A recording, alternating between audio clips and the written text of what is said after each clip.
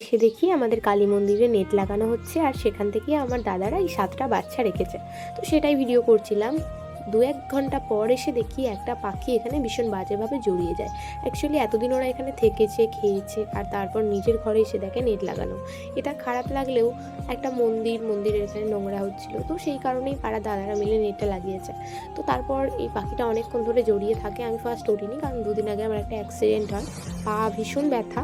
তো তারপর বাপি আসতে দেখে আমি উঠি। বাপিও আমাকে ভীষণ হেল্প করেছে। অবশেষে পায়রাটাকে আমি বার করতে পেরেছি সেখান থেকে।